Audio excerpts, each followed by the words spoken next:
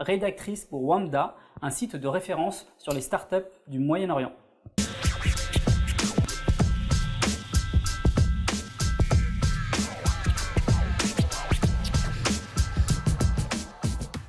Bonjour Aline, bienvenue à vous. Merci.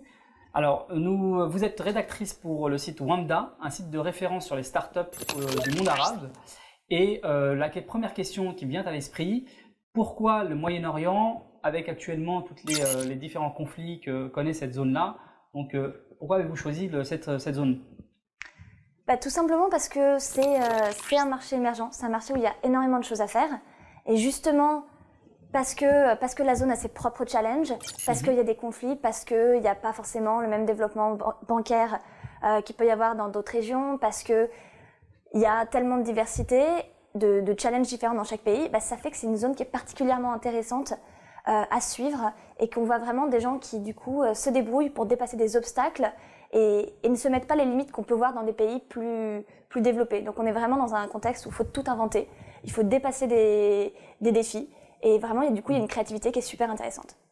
D'accord. Alors justement, par rapport à ces difficultés, je vous cite, vous dites le Liban subit des coupures d'électricité régulières, l'Algérie n'a pas la 3G, la Jordanie fait face à la censure, seuls 10% de la population égyptienne a un compte en banque. Alors comment un entrepreneur arabe lance sa start-up? C'est une large question, une vaste question. Il y a un peu un mix de plein de choses. Il y a juste des personnes qui vont commencer petits, qui vont bricoler chez eux et voilà, qui vont faire comme en France, qui vont se débrouiller et qui vont réussir à faire quelque chose de petit et grandir au fur et à mesure. Et puis il y a ceux qui vont se dire bon je vais faire appel à des fonds d'investissement essentiellement étrangers, à des mecs de la diaspora qui ont réussi, qui veulent mettre de l'argent dans les startups locales. Et puis juste une question dans tous les cas en tout cas, c'est une question de volonté. Ouais. Y a des coupures d'électricité, tu te débrouilles pour trouver un générateur. Les gens n'ont pas de compte en banque. Tu vas trouver d'autres moyens pour faire. Par exemple, au Maroc, il y a les Wafa Cash, qui sont des centres où on va déposer de l'argent dans une boutique et ça met de l'argent sur Internet. Ou sinon, les boîtes, ce qu'elles font pas mal, c'est qu'elles attendent elles font les commandes en ligne. Les clients font les commandes en ligne et puis après, ils payent au moment de la livraison. Donc certes, ça demande plus d'efforts. Ouais. Mais ça permet en tout cas de commencer à faire une première étape vers le e-commerce, etc. Donc c'est vraiment une question de trouver des chemins pour détourner. D'accord. Donc c'est vraiment le système D là par excellence. Complètement. Ouais. Et donc justement, alors on entend pas mal de stéréotypes par rapport à cette région-là. Quelle est la place de la femme donc dans le monde du numérique, de start-up, qui est en plus déjà, même en Occident, un monde très masculin? Quelle est leur place dans les différents pays? Est-ce qu'elles jouent un rôle pas mauvaise en fait. Ouais. Pas mauvaise. C'est sûr que ça reste un milieu très masculin. Ouais. Notamment au milieu dans tout ce qui est dev, etc. Mais on voit quand même pas mal de femmes qui sont présentes, souvent plus présentes qu'en France, parce que justement peut-être qu'on attend moins d'elles, donc du coup elles se sentent plus libres de commencer quelque chose. Peut-être aussi parfois pour des mauvaises raisons. Par exemple, il y a des femmes qui disent que comme leur famille voulait pas qu'elles sortent de chez elles, du coup elles sont mises à travailler sur leur ordinateur, sur Internet. Mais dans tous les cas, il y a une sorte les femmes se sentent plus à l'aise pour entreprendre, pour lancer des choses. Elles n'ont pas forcément les mêmes stéréotypes qu'on peut avoir en Europe, de se dire c'est un truc pour les mecs. Donc par exemple dans l'accélérateur un peu de référence du monde arabe, qui est Oasis 500 en Jordanie, il y a 40% de femmes. 40% de femmes. 40% de femmes. Là il y a pas si longtemps, il y avait une femme en Palestine qui avait remporté un concours de gaming, de coding, un concours international de coding de jeux vidéo. C'est des choses qu'on voit pas souvent en Europe. Ouais, en Palestine en plus. Voilà. Bon, après, ça arrive. Là, j'ai encore vu une photo d'un événement où il y avait que des mecs. Bon, ça arrive. Mais effectivement, il y a quand même pas mal de femmes qui sont présentes, que ce soit au niveau tech, au niveau fonds d'investissement, au niveau organisation de soutien des startups. Oui, j'ai vu que notamment en Arabie Saoudite, vous disiez qu'il y avait une sorte de collectif de femmes qui développaient des applications pour des jeux, ainsi de suite. Exactement. Particulièrement en Arabie Saoudite, comme les femmes n'ont pas forcément la même place, du coup, pour elles, Internet, c'est idéal, quoi. Ça leur permet de prendre leur envol, de rester chez elles. Et d'ailleurs, il y a pas mal de chiffres concernant l'Arabie Saoudite qui sont assez surprenants en termes de consommation web. Ils sont des très très grands consommateurs, que ce soit sur les vidéos. C'est le plus gros consommateur de vidéos au monde. Au monde. Et alors, je ne sais plus si c'est le premier ou le deuxième ou le troisième, mais c'est quelque chose comme ça. En termes de pénétration mobile, ils ont 198% de pénétration de téléphonie mobile. Ce qui veut dire qu'ils ont en moyenne 2 téléphones par personne, que c'est essentiellement des smartphones. Et ils passent leur temps à consommer des vidéos, etc. Donc il y a vraiment quelque chose à faire. Sur Twitter, ils font partie des 3 en taux de pénétration. Twitter, ils font partie des 3 premiers. C'est énorme, c'est énorme. Et il y a justement pas mal de studios de jeux vidéo spécialisés sur l'Arabie Saoudite parce qu'en plus, ils consomment le contenu en arabe. C'est un des seuls pays, peut-être avec l'Égypte et un peu avec l'Algérie, où le contenu est essentiellement consommé en arabe. Ailleurs, c'est souvent en français ou en anglais.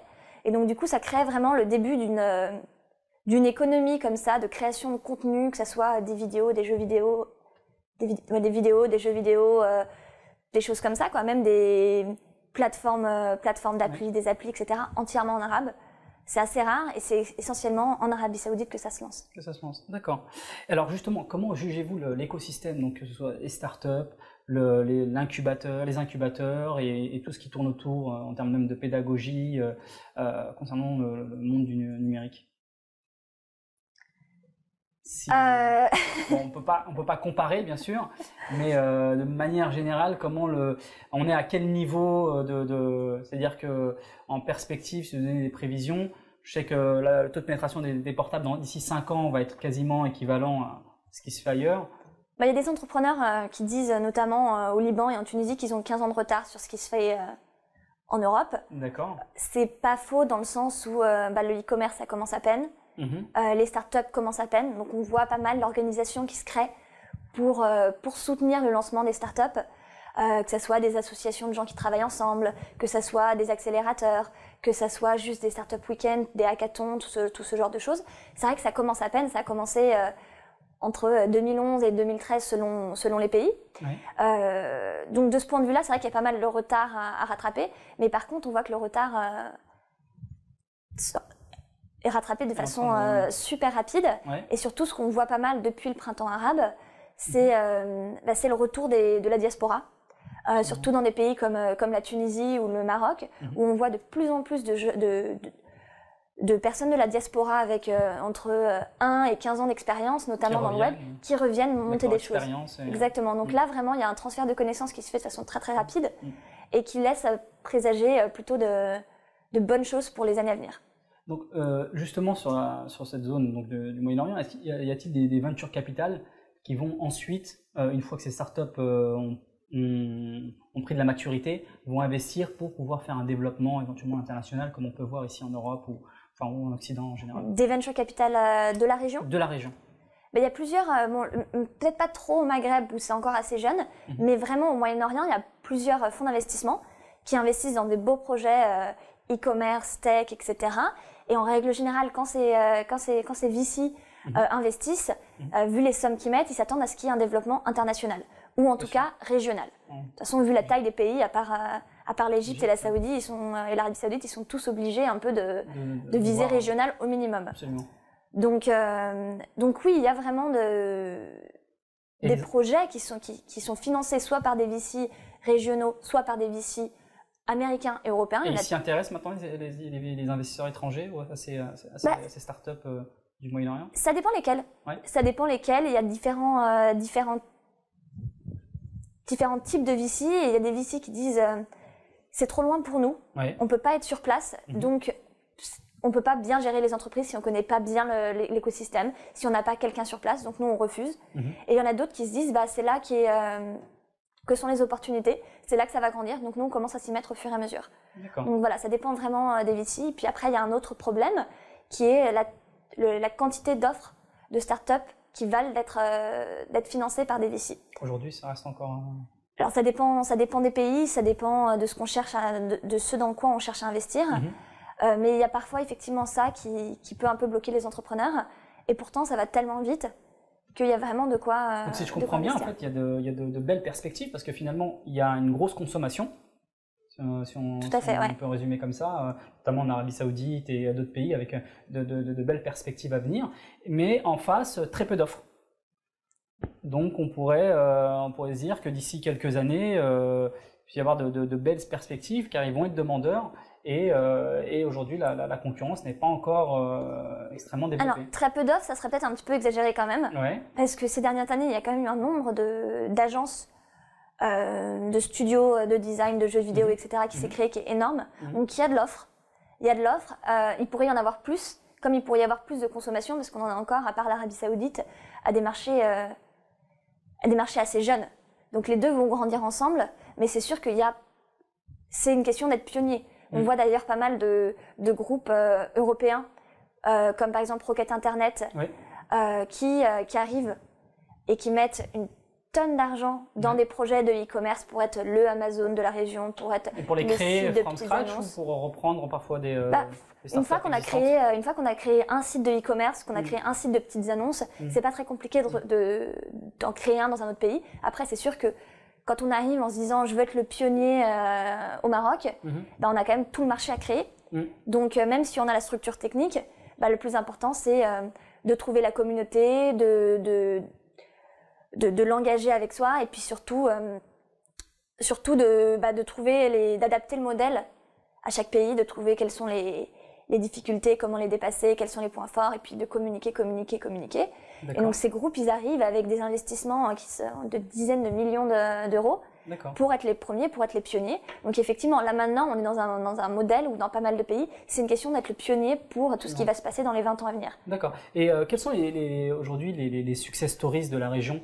Alors, comme par exemple, il y a eu Mektoub qui a été racheté par Yahoo, plus d'une centaine de millions de dollars. Quels sont les autres, les principales success stories aujourd'hui?